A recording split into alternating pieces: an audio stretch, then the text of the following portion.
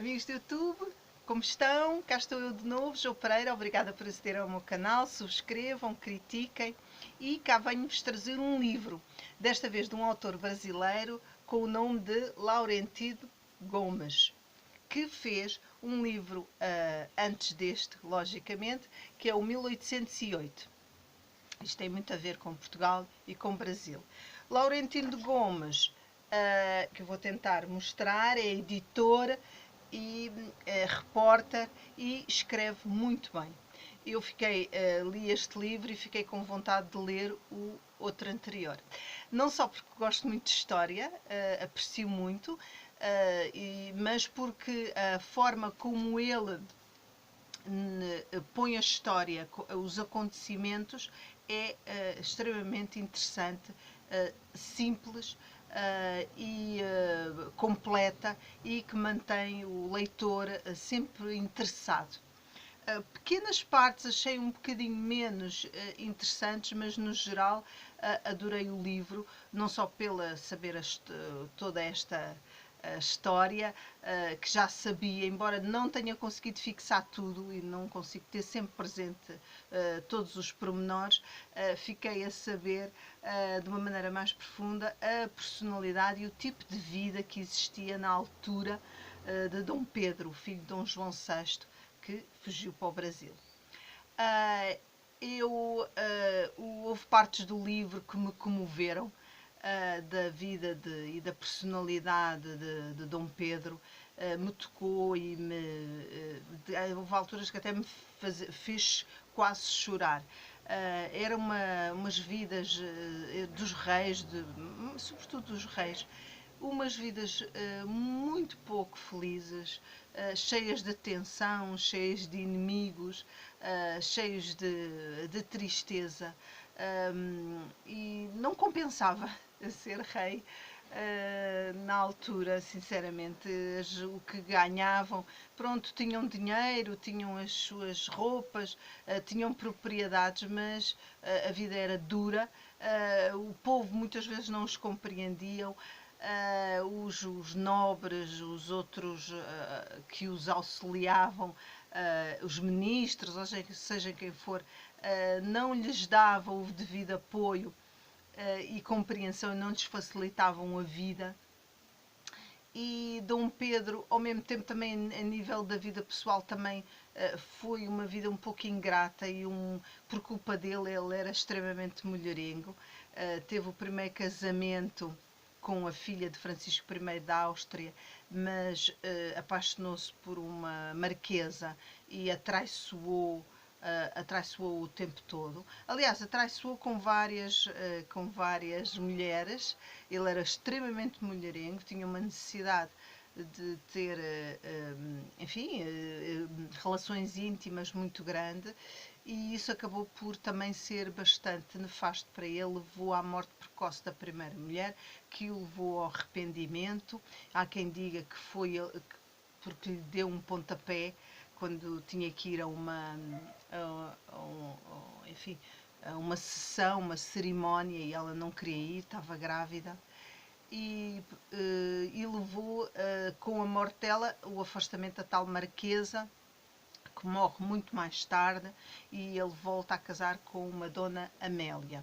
Morre com quase 36 anos, com tuberculose e incompreendido, e já em Portugal, e fez tudo para dar o reino à sua filha, Dona Maria da Glória, que, enfim, depois veio-se casar com Francisco Gota, que veio a mandar construir e trator do Palácio da Pena em Sintra. Enfim, ele tentou fazer com que o rei absoluto, o que queria ser rei absoluto, Dom Miguel, o seu irmão, que há quem diga que não era do mesmo pai, porque a Dona Carlota Joaquina também tinha, enfim, era muito movimentada em termos de sexo e de diversão. Mas esse Dom Miguel, que queria que os ideais absolutistas voltassem, o Dom Pedro conseguiu lutar. Houve uma guerra bastante grande, muita gente morreu, incendiou-se os barris do vinho do Porto, foi um prejuízo enorme, enfim, tudo contra o rei, e ele no fim perdoa o irmão e ele vai para o exílio. Aliás, ele luta sempre, mas depois contemporiza e perdoa. Era a sensação que eu tive deste rei, era uma alma boa, sem sobranceria. Ele tinha uma energia enorme e queria sempre fazer de tudo um pouco e não se importava de trabalhar com os outros da classe mais baixa e sem problemas nenhuns, inspecionar e ver o que é que não estava bem. Não tinha, ele chegou a dizer à Marquesa de Santos, lá por ser rei, a mim não fico-se com soberba e sou um homem como os outros. É uma personalidade invulgar, bela, com um excelente coração, temperamental, emocional, que é muito bem retratado aqui. Os restos mortais foram de novo para o Brasil, mas nós ficámos com o coração em Portugal, como ele, e ficou na cidade do Porto, de quem ele tanto amava e que ficou grato pela vitória contra os absolutistas. E o liberalismo durou até à República, 1910, sob os ideais maçons, assim como a Primeira República também foi assim. Eu, como digo, não consegui fixar tudo, mas queria-vos dar uma resenha da cronologia deste livro que o autor, e muito bem, nos ajuda aqui a nos, enfim, situar-nos. Temos em 1798, em 12 de outubro, Dom Pedro nasce no Palácio de Queluz, e onde vem morrer 35 anos mais tarde, quase 36. Em 1808, a corte portuguesa de Dom João chega ao Brasil, fugindo das tropas de Napoleão Bonaparte. Em 1814, o México torna-se independente de Espanha.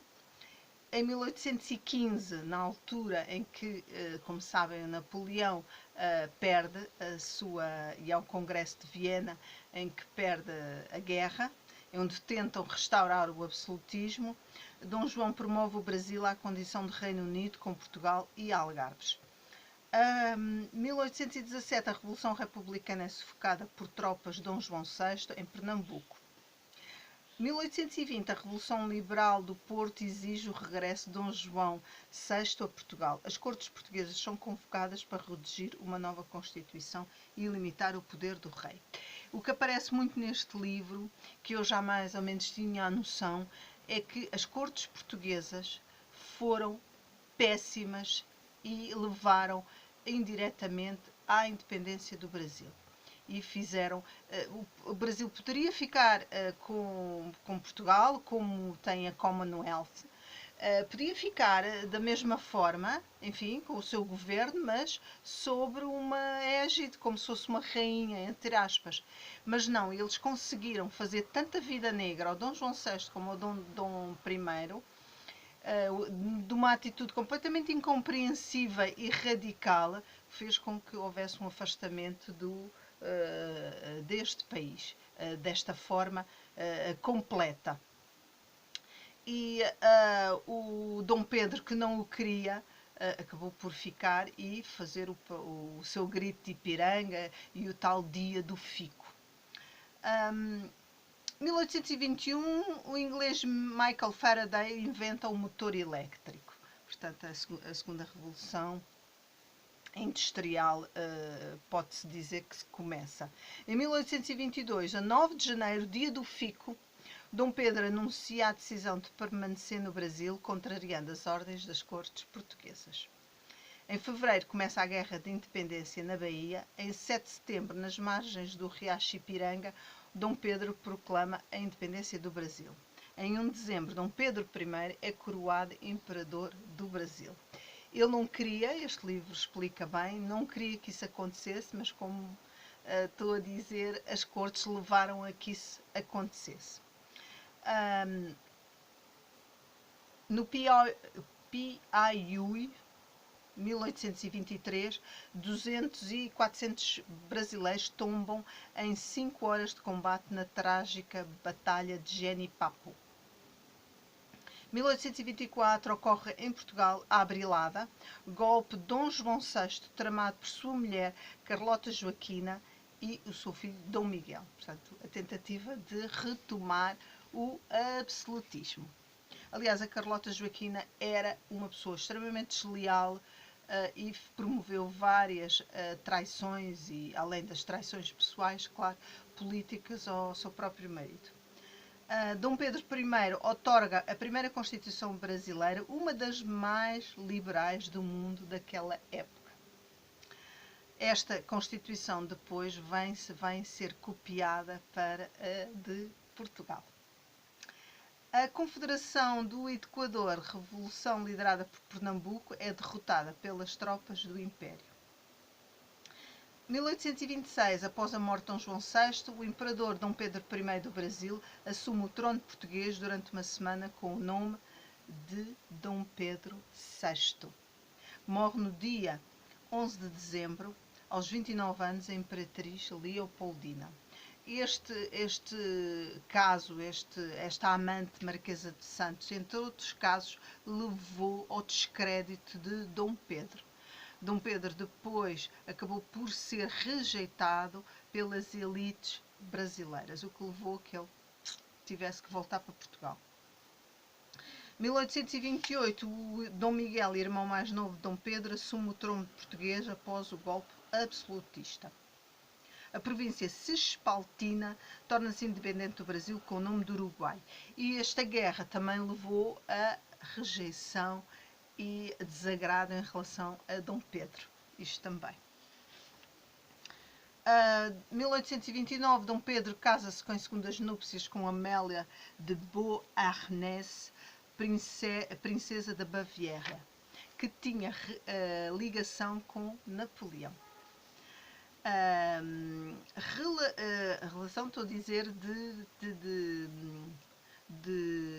teve a ver com um primeiro cônjuge da Josefina, da primeira mulher de Napoleão. 1830, a Revolução em Paris, o rei absolutista Carlos X foge e o liberal Filipe assume o trono. Dom Pedro I abdica do trono brasileiro e regressa à Europa. Dom Pedro desembarca na cidade do Porto, à frente do exército liberal, e é cercado pelas tropas do irmão Dom Miguel. Foi uma luta muito longa e muito devastadora. 1834, a assinatura do Tratado de Évora-Monte põe o fim à Guerra Civil Portuguesa, vencida pelos liberais Dom Pedro, que teve ajuda dos ingleses. Dom Pedro morre no Palácio de Queluz, deixando como sucessores em Portugal a filha Maria da Glória, coroada como Dona Maria II, e no Brasil o filho Dom Pedro de Alcântara, que subiria ao trono em 1841 como Dom Pedro II. E foi um grande imperador. E depois é instituída a República. Ele teve muitos anos no governo, cerca de 40, e foi um rei muito justo, liberal, e que tentava ser equitativo e sem a mínima vontade de ser mais e sem a soberba. Nesse lado tinha tudo do pai.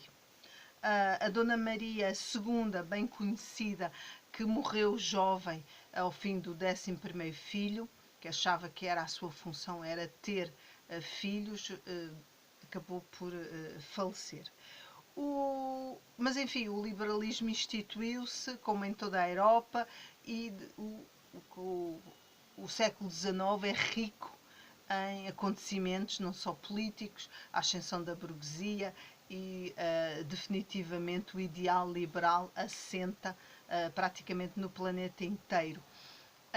E mais tarde vem o totalitarismo até 1945, naquele pedaço, mas retomamos agora os ideais liberais como nesta altura. Portanto, um século extremamente rico, além da Revolução Industrial, todas as descobertas e da medicina, por exemplo, aqui o Charles Darwin, em 1831, embarca para a América do Sul para fazer aquelas enfim, aqueles estudos que depois foram muito importantes da evolução da espécie, mas depois foram alterados, fizeram um darwinismo social que depois levou à eugenia e ao nazismo. Eu gostei imenso do livro, como digo, ele é a nível histórico, é muito bom, mas no fundo, como digo, eu pessoalmente acabei por não fixar todos os acontecimentos, mas fiquei com uma percepção fantástica, como é que era a vida naquele tempo, como era a personalidade de Dom Pedro, a pessoa que estava ali e a vida difícil que estas pessoas levavam. Não era nada agradável viver nesta altura e ter mesmo estes cargos tão importantes, reis ou alguns nobres, não, sinceramente, tinham a ideia que eu tinha que teriam uma vida mais fácil. Não, era uma vida muito difícil e muito ingrata. Ele acaba por morrer de tuberculose, mas também pela vida desgastada que ele viveu, intensa, de comia mal, doenças venéreas, enfim, a autópsia depois no final foi devastadora do seu estado de saúde. Mas seja como for, leiam este livro, se têm algum gosto em história e desta fase. Laurentino Gomes, um grande escritor brasileiro que eu descobri. A tradução é boa porque não tem o português do Brasil, tem o português de Portugal. Para mim é agradável porque não estou tão habituada ao outro, não é que seja um melhor que outro, mas nós estamos habituados a este. E esta edição é fabulosa e vou ler o 1808, como é óbvio. E este realmente também é um livro para se ler de novo porque é muita informação e muitos acontecimentos. Deixo-vos até o próximo livro. Provavelmente não vai ser já este, será outro. Estou a ler de novo Yuval Noah Harari, o Homo Deus, embora tenha sido mais lento e continuo a gostar. E este livro vou, das próximas vezes, o 1808, vou falar novamente. E agora resta-me desejar um resto de dia agradável para vós. Parece que veio o calor e muitas leituras e muitos beijinhos. Vou fechar. Tchau!